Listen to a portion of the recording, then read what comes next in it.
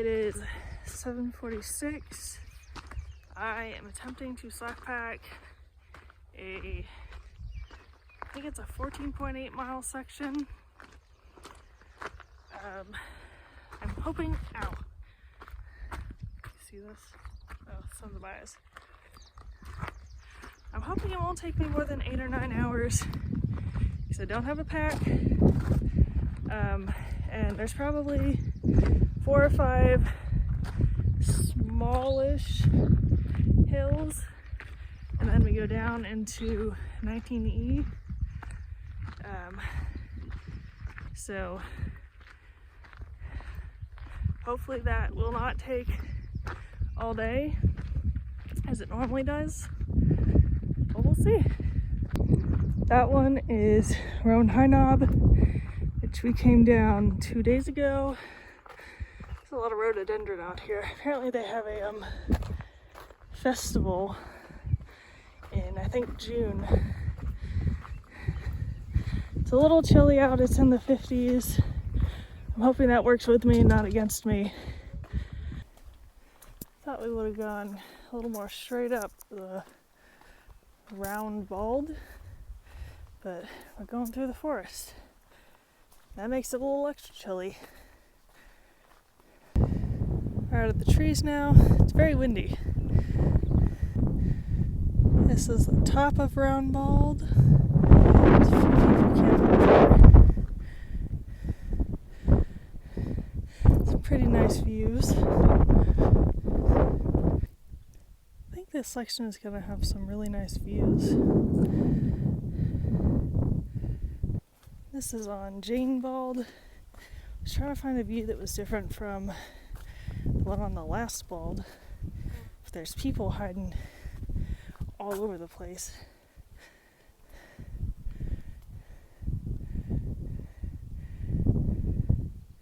I guess that's our next conquest.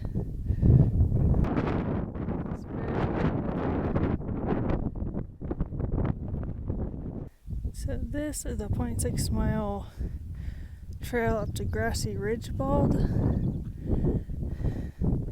I'm already going to be pushing myself past my known limit, so I'm not going to go up there. And also there's some really awesome views all the way up and down these mountains, so I don't feel like I need to go up there. It's still really wet in some places from all that rain we had a couple days ago. But at least there's rocks here. There's a little tiny cave up here. The trail got really muddy for a second.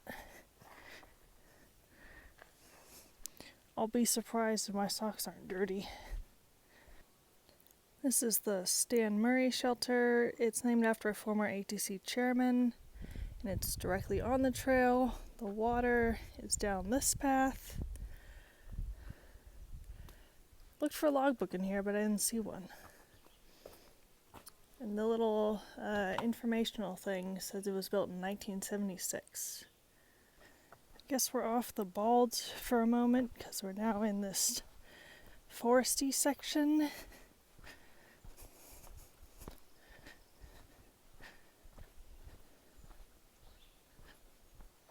It is 10 o'clock now. I am 4.5 miles in. There's a lot of people with their dogs out today. I see probably 6 dogs, so that's more than 1 dog per mile. Still in the trees. I think once we get to the bottom of this, there's a shelter that I want to go to, and then we go back up onto some mountains, and then down into 19E. So this is a side trail down to water and the over mountain shelter, I think. But as you'll see in a second, the shelter is an old barn that's been converted, but it's currently condemned. So there's no camping inside or within 40 feet of the structure. Which is disappointing because it looks pretty neat.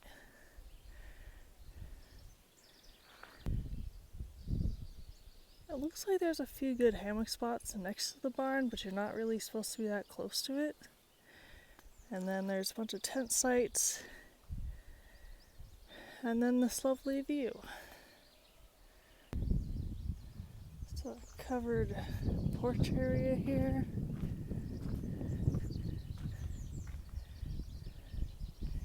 And what looks like a sleeping platform that's been dismantled.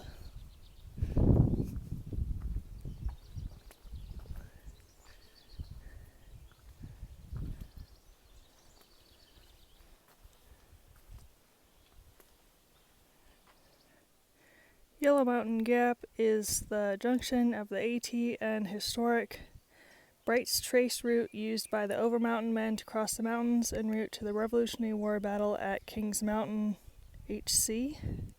The Blue Blaze Side Trail leads 0.2 mile to the barn, which has been renovated to shelter AT hikers.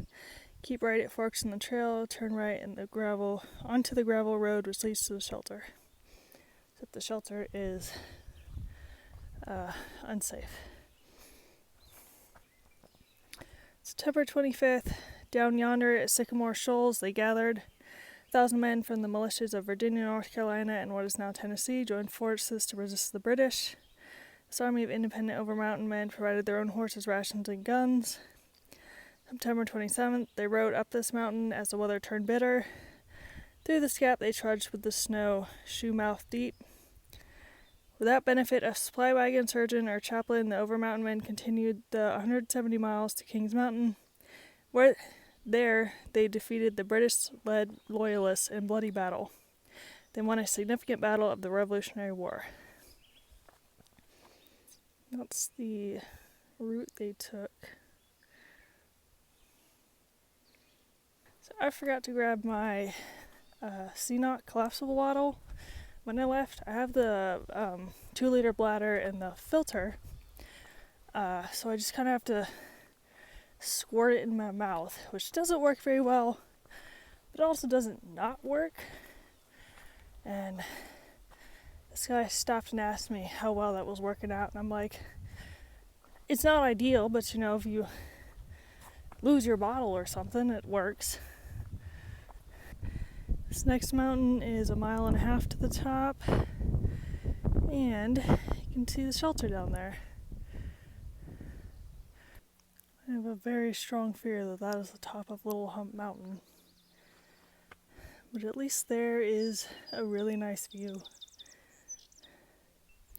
It's 0.4 to the top, but there should be a really awesome view up there. I don't know if you can see the little person standing at the top. This is the top of Little Hump Mountain. Wasn't actually that bad, just looked scary because of how exposed it is and how tall it looks.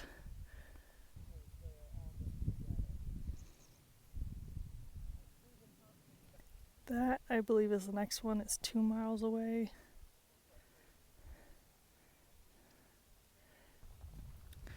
Nice to be in the shade after being in the sun for a little bit. Got warmer than I thought it would. There's also now 1 million flies out. This is basically a slip and slide. I'm not enjoying it. That's squished. Top of Hump Mountain is 1.1 ahead, but we have to go over there. And then probably can't even see the people. Go somewhat straight up the mountain, it looks like. There was this like tan dog that had come up, absolutely covered in mud, and I see why now. Are we at the bottom yet? Just washed these. Whoever maintains this needs to make some drainage ditches or something, because I can't imagine this is good for the mountain. This is an actual pond. I'm afraid of how deep this water is. This is Bradley Gap, which means that we're at the bottom, And now we gotta go up with our sopping wet feet.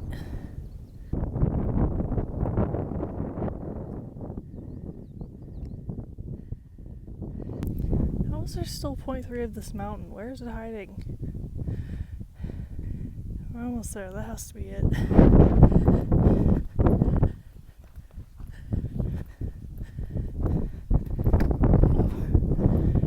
What are we keeping in? We're out of here. This is the top of Hump Mountain. Yeah, I left Atlanta in the It's really funny how when I've got like my big pack and the thru hiker tag, people like want to talk to me nonstop. They're like, "Oh, you thru hiking? You know, whatever."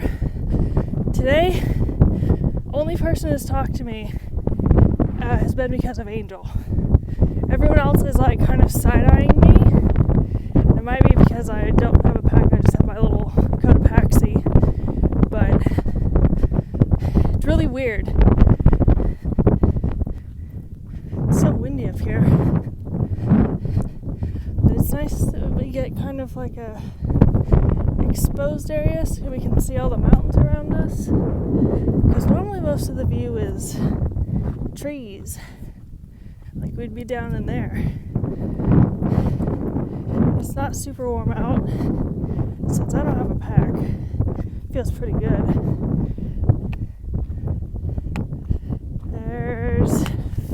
Well, when I was at the top, there was 5.5 miles left, all downhill. So hopefully I can knock that out pretty fast. So headed down. This is all rock. It almost makes me miss the mud, but not really because it's cold and wet, and then it's all over your socks and your toes, and it just feels gross. But also, slip around on the rocks, slip in the mud. At least if you fall in the mud, it's kind of softish. If you fall on a rock, that's gonna hurt. Alright, I have 3.5 miles left. I think it's 1:30. Feeling it in my knees a little bit, but otherwise I'm okay. But I should stretch more. Every night when I'm in bed, I'm like, oh, I should have stretched today. And then I don't get out and stretch. And then in the morning, sometimes I'll stretch, but it'll usually be like a really quick thing. Because it's usually chilly and I want to get going. And then throughout the day I might do 1 or 2 stretches, but it's not like a big thing. So that's something I need to work on doing better. We have another little view coming down here. That space there kind of looks like a tree farm. I'm too far away to really see it.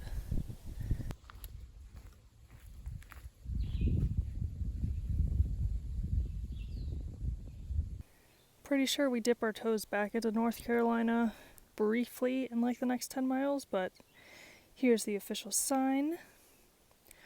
I'm trying to get videos of me walking past these. Couldn't do it in Georgia.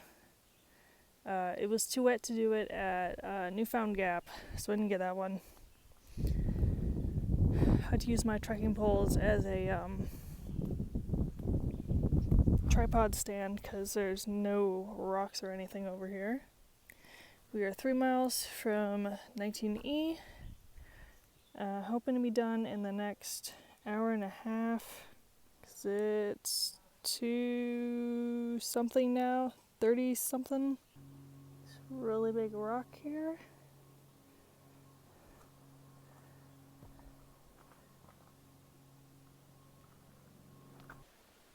That is a big rock.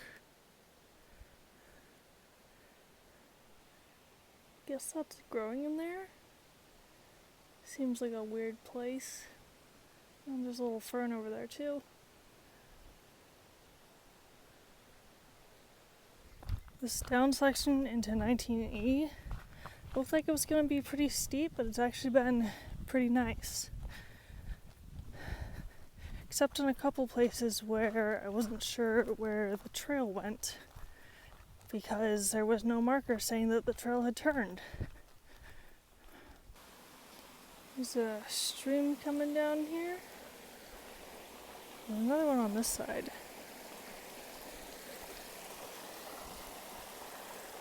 It's pretty good flow after the rain. So I am 0.3 from 19E. So I'm just gonna go ahead and say that I've done the 14.8. So I don't think I'm gonna have any kind of tragic accident in the next 0.3 miles because this section's actually pretty nice. You can kind of see behind me. It's a little gravelly, a little not sharply graded. So hopefully within the next 15 minutes I'll be out at the road, and then I can go back and shower one last time and see my little scrimple and go back out tomorrow. This is a nice looking bridge. This looks pretty new. Pretty good stream crossing. That's the road. There's a little campsite here. That might be the parking area up there. Also forgot to mention that it's 4 o'clock now. I'm tripping and falling. So thank you for watching, and I'll see you tomorrow. How you doing, shrimp?